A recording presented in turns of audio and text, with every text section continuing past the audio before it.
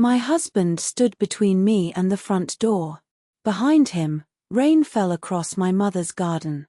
Beside me, a large suitcase waited on the floor. My passport was inside my handbag, and my flight would leave the next morning. "Tell me where you are going," he said. I looked at the man I had once trusted with my whole life. He seemed tired, and his shirt was wet from the rain. Months earlier, the sight of him might have made me cry. That evening, I felt almost nothing. "I'm leaving the country," I said. His face changed. "You can't leave like this." I picked up my suitcase and looked directly into his eyes. "You left our marriage long before I decided to leave you." He opened his mouth, but no words came out. That was the final conversation between us. But to understand how we reached that moment, I have to return to the night when I first saw him. I was 26 then, and my life was simple. I lived with my mother and my younger sister, Sophie, in a quiet town outside Raleigh, North Carolina. My father had died 3 years earlier. After his death, our house became quieter, but the three of us stayed close. We did not have much money.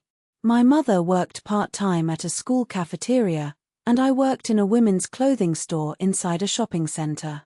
Sophie was finishing college and often studied at the kitchen table until late at night. My job was not exciting, but it helped us pay the bills. Most evenings, I came home with tired feet and a sore back. Still, I enjoyed those simple nights. Sophie and I cooked dinner while our mother listened to the radio. Sometimes we argued about small things. Sometimes we laughed so loudly that our mother told us to calm down. Looking back, I did not understand how safe and peaceful that life was. Everything changed at my cousin Claire's wedding. The wedding was held in an old country hotel about an hour from our town. The main room was filled with white flowers, candles, and soft yellow lights. Music played near the dance floor, and children ran between the tables. I wore a blue dress that my mother had repaired for me. It was not new, but it fit me well. Sophie helped with my hair and told me I looked more beautiful than the bride. During dinner, I noticed a man standing near a tall window. He was not dancing or speaking to anyone. He wore a dark suit, and his black hair was neatly cut. While everyone around him smiled and celebrated, he watched the room with a serious expression. Several times, I caught him looking at me. Each time our eyes met, he looked away. I thought he might be shy or uncomfortable at large parties. I soon returned to the dance floor and tried not to think about him. Near the end of the evening, I went outside for fresh air. The man was standing near the steps. He held a glass of water and looked toward the parking area. For a moment, neither of us spoke. Then he said, "You seem very happy when you dance." I laughed because I did not know how else to answer. "It's a wedding," I said. "People are supposed to be happy." He smiled for the first time. His name was Daniel. He said he knew the groom through work, although they were not close friends. He worked for a company that managed rental homes in the city. Our conversation lasted less than 5 minutes. Before I went back inside, he asked for my phone number. I was surprised by how direct he was. I almost refused, but there was something calm and confident about him. I gave it to him. The next morning, he called. He did not begin with jokes or empty compliments. He asked whether I had reached home safely. Then he asked about my family, my work, and the things I wanted to do with my life. I told him I had always wanted to travel. I had seen pictures of old European streets, quiet beaches, and small cafes beside the sea. But travel seemed like a dream for people with more money and fewer responsibilities. Daniel listened carefully. "One day, you will see those places," he said. "Maybe I will see them with you." His words stayed in my mind all day. We began speaking every morning and every evening. He remembered small details about me. If I told him my mother had a doctor's appointment, he asked about it later. If I said Sophie had an exam, he wished her luck. No man had ever paid so much attention to my life. After only a week, Daniel took me to dinner. He arrived at our house with flowers for my mother and a box of chocolates for Sophie. My mother was polite, but I could see that she was studying him carefully. At the restaurant, Daniel spoke about marriage. "I don't like games," he said. "When I meet the right person, I know." I put down my glass. "We hardly know each other." "I know enough to understand your heart," he replied. "You care about your family. You work hard. You are honest. Those things matter more than anything else." His words made me feel seen. For years, I had been the responsible daughter. I worked, paid bills, helped my mother, and listened to Sophie's problems. No one had ever made me feel like I could be the center of someone's world. Daniel did. Our relationship moved quickly. He called several times a day. He brought lunch to my workplace. He waited outside when my shift ended, even when the weather was cold. My mother warned me not to confuse attention with love. "Real love needs time," she said one evening. "Anyone can act perfect for a few weeks." I knew she wanted to protect me. Still, I believed Daniel was different. He spoke about our future as if it already existed. He described the apartment we would share, the meals we would cook, and the trips we would take. 3 weeks after the wedding, he asked me to marry him.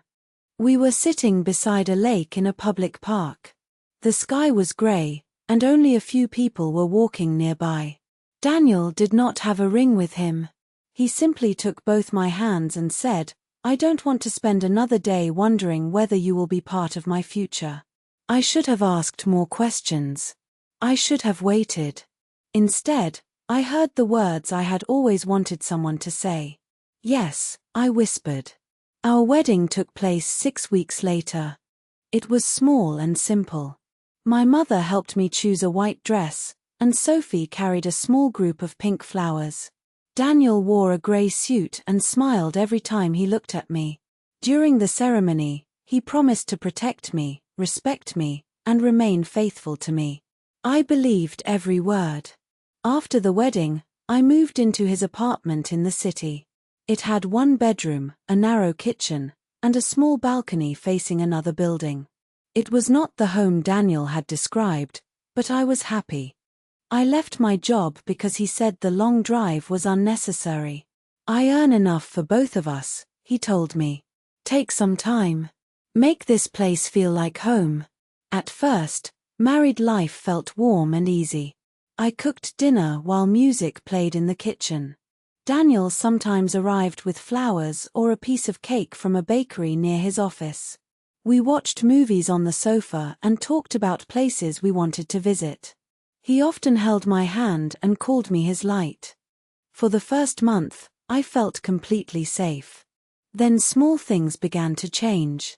Daniel started placing his phone face down on the table. He carried it from room to room, even when he went to take a shower. If I entered the room while he was typing, he quickly closed the screen. One evening, I saw him smiling at a message. "Who is making you so happy?" I asked. His smile disappeared. "Someone from work." He put the phone in his pocket and changed the subject. I wanted to trust my husband, so I said nothing. Soon, he began coming home later. He blamed meetings, difficult clients, and problems with rental properties. Some nights, I waited until 10 with dinner on the table. When he finally arrived, he hardly spoke. He ate quickly or said he was not hungry. Then he sat on the sofa with his phone while I cleaned the kitchen alone. Whenever I asked whether something was wrong, he became annoyed. "Why are you always questioning me?" he said one night. "I'm working hard for us."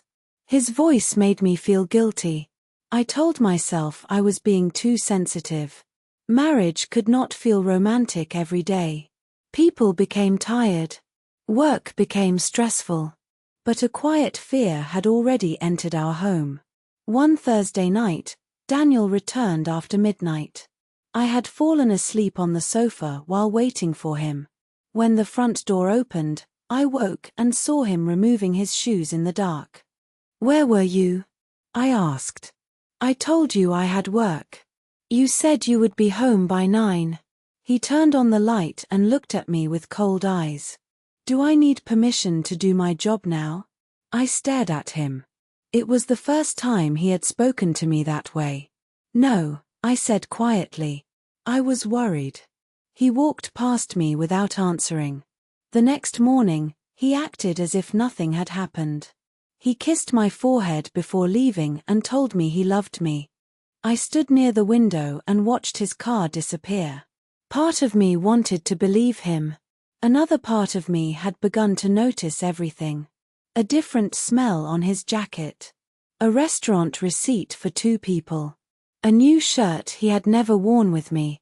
Calls that ended as soon as I entered the room. Still, I remained silent. I was afraid that asking questions would damage our marriage. I did not yet understand that the damage was already there. The truth appeared on an ordinary Sunday evening. Daniel went into the bathroom to take a shower. For once, he left his phone on the kitchen table. The screen lit up. A message appeared from a woman named Rebecca. "I'm still thinking about last night." I stopped breathing. For several seconds, I could not move.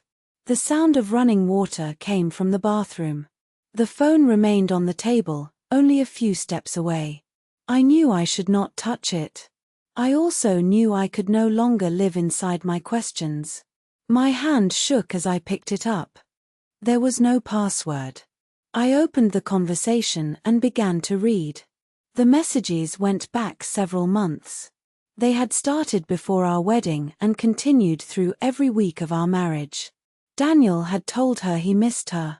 He had called her beautiful. He had written that she was the only person who truly understood him. Then I found the photographs. In one, they sat together inside his car. Rebecca's head rested against his shoulder. In another, they stood outside a restaurant I had asked him to visit with me. He had told me it was too expensive. There were dozens of messages and pictures. Each one removed another piece of the life I thought I had. I heard the bathroom door open. Daniel entered the kitchen with a towel around his shoulders. When he saw the phone in my hands, he stopped. The color disappeared from his face. I raised my eyes and looked at him. "Who is Rebecca?" For a moment, the room was completely silent. Then Daniel said the words that people often use when the truth has already been found. "It isn't what you think." I looked down at the messages again. "What else could it be?" I asked. "You have been seeing her since before our wedding." Daniel moved closer, but I stepped away. "She was part of my past," he said. "I should have ended it. But you didn't." I was confused. I almost laughed. I was the one who had left her job, her family home, and her old life to marry him. Yet he stood there and said he was confused. "You told her you loved her yesterday," I said. Daniel looked at the floor. That message meant nothing. It meant something to me. He tried to touch my arm, but I pulled away.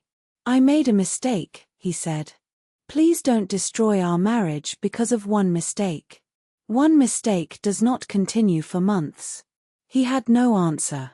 I walked into the bedroom and locked the door. Daniel stayed outside for a long time. He apologized, explained, and promised, but every sentence sounded empty. That night, I lay awake with my clothes still on. I thought about our wedding. I remembered his hand holding mine while he promised to be faithful. At the time, his voice had sounded so sure.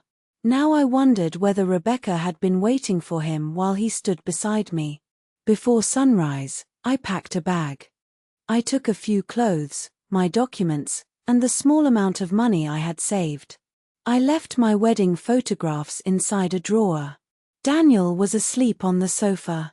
For a moment, I stood near the door and watched him. I wanted him to wake up and become the man I thought I had married. But that man had never really existed. I took a taxi to my mother's house. When she opened the door, she was still wearing her night clothes. Her hair was untidy, and her face was filled with worry. What happened? I tried to answer, but I began to cry. She did not ask another question. She pulled me into the house and held me until I could breathe again.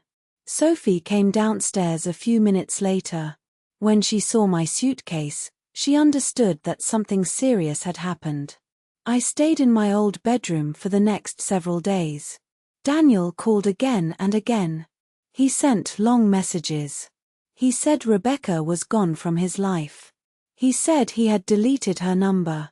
He said he could not sleep or eat without me. I did not answer. Sometimes I read his messages in the middle of the night. His words still had power over me. Part of me wanted to believe he was sorry. Another part remembered that he had been very good with words from the beginning.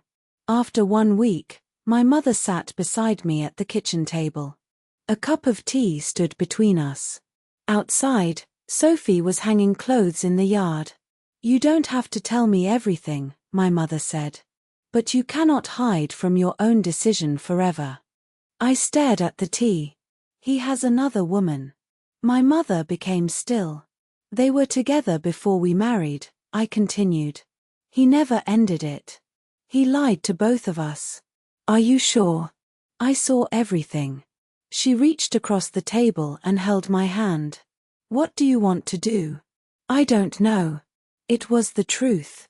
I still loved the version of Daniel I carried in my mind. I loved the man who brought flowers to my mother and remembered Sophie's exams. But I did not know whether that man was real. 2 days later, Daniel came to the house. He stood in the living room with a paper bag in his hands. Inside it were my favorite chocolates, a candle, and a silver bracelet. The gifts made me angry. He seemed to believe my pain could be repaired with the same things he had used to win my love. "I came to apologize," he said. "You already apologized. I want to do more than apologize. I want to change." My mother and Sophie stayed in the kitchen, but I knew they were listening. Daniel looked thinner. His eyes were red, and his voice was soft. "I ended everything with Rebecca," he said. "I blocked her number. I told her never to contact me again." "How can I know that?" "You can check my phone whenever you want." I shook my head. "I don't want a marriage where I have to search your phone every day." "You won't have to. I will prove myself." He reached for my hand. I did not move away this time. "I know I do not deserve another chance," he continued. "But I am asking for one. Just one." For several days, his words remained in my mind. I remembered the good parts of our marriage. I remembered our walks, our quiet dinners, and the plans we had made. I also feared what people would say. We had been married for only a few months. Some relatives might blame me. Others might tell me that all marriages had problems. I wanted to believe that forgiveness could save us. In the end, I returned to the apartment. Daniel behaved like a different man. He came home early. He left his phone on the table. He helped me cook and washed the dishes after dinner. On Saturday mornings, we went to a nearby market.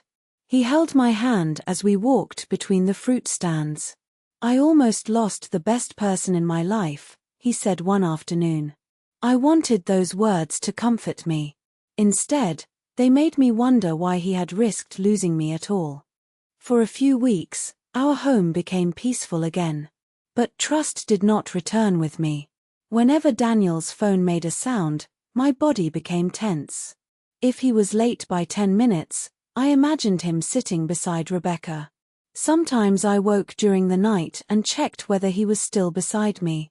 I had forgiven him with my words, but my heart remained afraid. Daniel noticed the change. "You have to stop punishing me," he said one evening. "I'm not punishing you. You watch everything I do. I'm trying to feel safe again." He sighed. I said I was sorry. "What more do you want?" That question told me more than his apology ever had. He wanted the problem to disappear because it made him uncomfortable. He did not understand that I was carrying the problem inside me every hour. Slowly, his old habits returned. He began taking his phone into the bathroom. He said the office was busy again. He arrived home later each week. When I questioned him, he became impatient. "You promised to trust me," he said. "You promised not to lie." One Friday, Daniel told me he had a dinner with several property owners. He wore a new shirt and used more cologne than usual. "Will you be late?" I asked. "Probably." "Which restaurant?" He looked at me sharply. "Why does that matter?" I was only asking. He took his keys from the table. "You are starting again." The door closed behind him. I stood alone in the apartment and felt the same fear I had known before. The next afternoon, I went to the grocery store.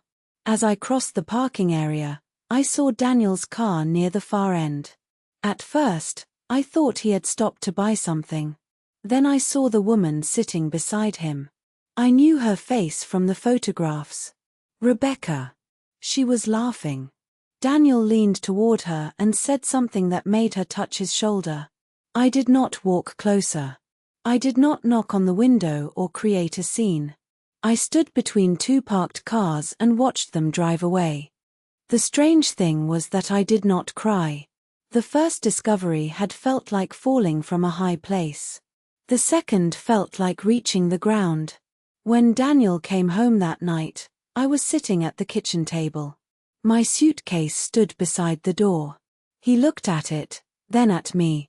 "What is this?" "I saw you." His face changed immediately. "Where?"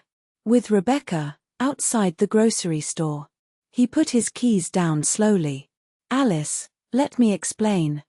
It was the first time he had used my name that evening, but it no longer softened me. There is nothing left to explain. She called me because she needed help. And you helped her in your car. We were only talking.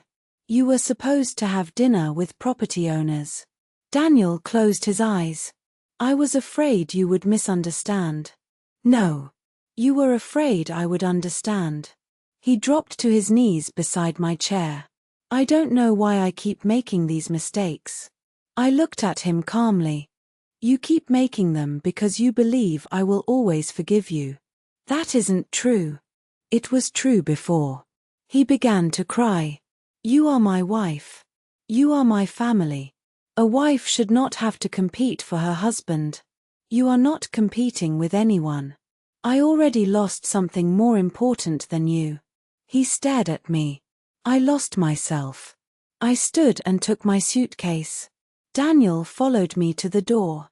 "Please don't leave tonight." I should never have come back. My mother opened the door before I could knock. She saw the suitcase and moved aside without speaking. That night, I told her everything. I told her about the second promise, the weeks of fear, and the car in the parking area. Sophie sat beside me and held my arm. When I finished, my mother said only one thing. "You do not have to return again." Those words gave me permission to breathe. The following weeks were difficult, but they were also quiet. I found work at a small gift shop near my mother's house. The pay was not high, but the job gave structure to my days. Each morning, I walked to the bus stop. Each evening, I returned to a home where no one hid a phone or invented a meeting. Daniel continued calling. At first, I blocked one number. Then he called from another. He sent flowers to the shop and letters to my mother's house. I returned every gift. One evening, Sophie found me reading one of his letters. "Do you want to go back?" she asked. "No." "Then why do you keep reading?" I looked at the page. Maybe I want to see whether he finally tells the truth. Sophie sat beside me. People can write beautiful words and still live ugly lies. I folded the letter and placed it in the trash. Months passed. One cold morning, I saw an online job notice during my lunch break. A small hotel group in Porto, Portugal, was looking for English-speaking guest assistants. The position included training and a room in a shared apartment. I read the notice 3 times. I had never traveled outside the United States. I did not speak Portuguese. I knew nothing about hotel work. Still, I saved the page. That evening, I showed it to my mother. "You are thinking about this?" she asked. "I think I need to go somewhere new. You could also start again here." "I know. But here, every street reminds me of something." My mother looked at the job notice for a long time. Then she said, "Apply first. You can be afraid later." I laughed for the first time that day. I sent my application that night. 2 weeks later, I had an online interview. The manager spoke slowly and asked about my experience with customers. I told him about the clothing store and the gift shop. I told him I was patient, organized, and willing to learn. 3 days later, the hotel offered me the position. I sat in front of the computer and stared at the message. For years, travel had been something I imagined while looking at photographs. Now a real door had opened. I only had to walk through it. Preparing to leave took almost 3 months. There were forms, appointments, and documents. I sold clothes I did not need and saved nearly every dollar I earned. My mother helped me pack. Sophie cried each time she saw the empty space growing inside my bedroom. Daniel learned about my plan through a relative. The evening before my flight, he appeared at my mother's house. That was the night he stood between me and the door. Rain covered the garden behind him. His hair and shoulders were wet. "Tell me where you are going," he said. "I'm leaving the country." "For how long?" "I don't know." He looked at my suitcase. "Is this because of me?" "No," I said. "This is finally because of me." He stepped closer. "I have changed." "I hope you have." "Then stay and let me prove it." I shook my head. "You had 2 chances to prove it while I was still your wife. I still love you." I looked at him carefully. For months, I had waited to hear those words in a way that felt true. Now they arrived too late. "You loved being forgiven," I said. "That is not the same as loving me." Daniel lowered his eyes. "Will I ever see you again?" "I don't know." I moved past him and carried my suitcase inside. He remained in the rain for several minutes. Then he walked back to his car. I did not watch him leave. The next morning, my mother and Sophie came with me to the airport. Sophie held me so tightly that I could hardly breathe. "You have to call every day," she said. "I will." My mother placed both hands on my shoulders. "You are not running away," she said. "You are walking toward your own life." I carried those words onto the plane. As we rose above the clouds, the houses and roads below became smaller. Somewhere down there was the apartment where I had waited beside cold dinners. Somewhere down there was the woman I had been. I closed my eyes and let her go. Porto was brighter and busier than I expected. The streets rose and fell between old buildings. Laundry moved in the wind above narrow roads. The river shone under the afternoon sun. Everything sounded different. People spoke quickly around me. Trams moved through the streets, and church bells rang in the distance. I was frightened, but the fear felt clean. It was not the fear of being lied to. It was the fear of beginning. The hotel was small and stood near the old part of the city. My manager, Mr. Costa, showed me how to greet guests, answer calls, and prepare room information. At first, I made many mistakes. I gave one guest the wrong breakfast time. I forgot how to use the payment machine.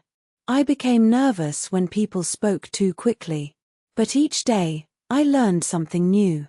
I shared an apartment with a young woman named Inz, who worked in a bakery. She taught me simple Portuguese words and laughed kindly when I said them badly. We cooked dinner together and walked beside the river on our days off. Ins never asked why I had come so far from home. She only said, "Most people who move far away are searching for something." "What are you searching for?" I asked. She smiled. "I will tell you when I find it." At night, I wrote in a notebook beside my bed. I wrote about Daniel, but not as often as I expected. Some memories still hurt. Others had begun to feel like scenes from another person's life. I wrote about my mother's courage and Sophie's honesty. Most of all, I wrote about the woman I wanted to become. Several months after I arrived, I walked alone to the ocean. The sky was orange and pale pink. Cold water moved over my feet, and the wind pulled at my hair. I thought about the first time Daniel told me I was the light in his life. For a long time, I had believed love meant becoming light for another person. That evening, I understood something different. I also needed light of my own. On the way home, I passed a flower shop. There was no birthday, holiday, or special event. Still, I went inside and bought one yellow rose. Ins saw it when I entered the apartment.